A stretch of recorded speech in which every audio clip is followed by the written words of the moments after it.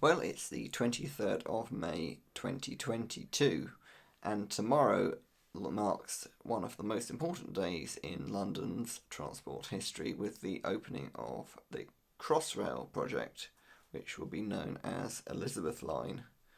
Now, what makes this so interesting is that I've spoken to a lot of people and said that I'm going to go and be one of the first passengers on launch day. Well, maybe not one of the first passengers, but certainly be there on launch day and ride the trains. And a lot of people said, well, what is Elizabeth Line?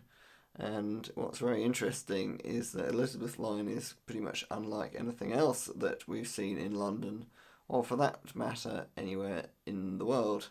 It's probably most similar to the RER in Paris, but it's a bit more ambitious than that. And Elizabeth Line is not a tube line, it's not a tram line, it's more of a mainline railway. It's not a high-speed railway. The maximum speed is 90 miles per hour. But what it is it's a line that goes from east to west across London in a deep level tube tunnel, but has full-size mainline trains. So where will it run? Well, from tomorrow it will run from Abbey Wood in the east in Kent through to Paddington Station in the west of London. Eventually it will actually run from Shenfield up in Essex, which is near Brentwood, and it will continue through to Liverpool Street, where it will join up with the branch from Abbey Wood down in Kent, and it will continue out to Paddington.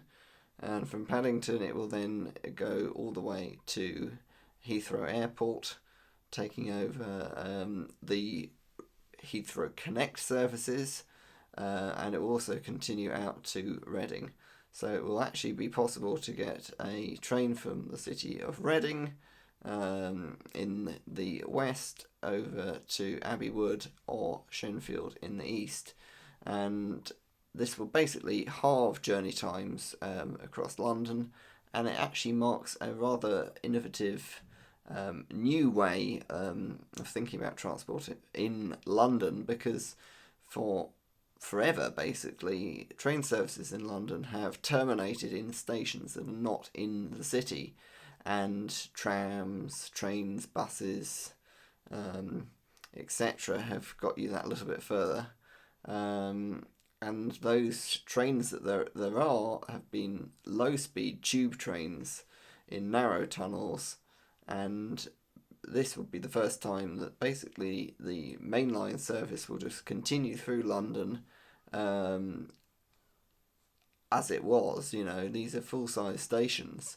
It's a little bit different to Thameslink, which is sort of a commuter railway that just happens to go through a very small section of tunnel in London.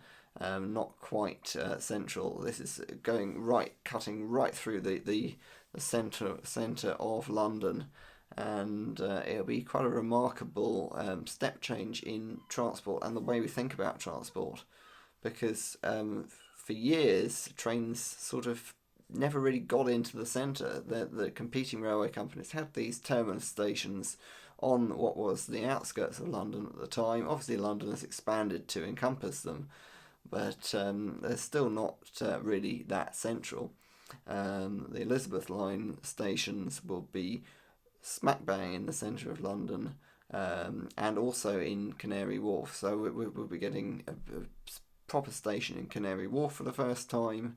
We'll be getting new full-size stations at Liverpool Street and Paddington, and also Tottenham Court Road and Bond Street and Farringdon, which will be the central station. So it's going to be a very interesting day tomorrow, and I'm looking forward to it immensely, and hopefully I'll be able to make some interesting video.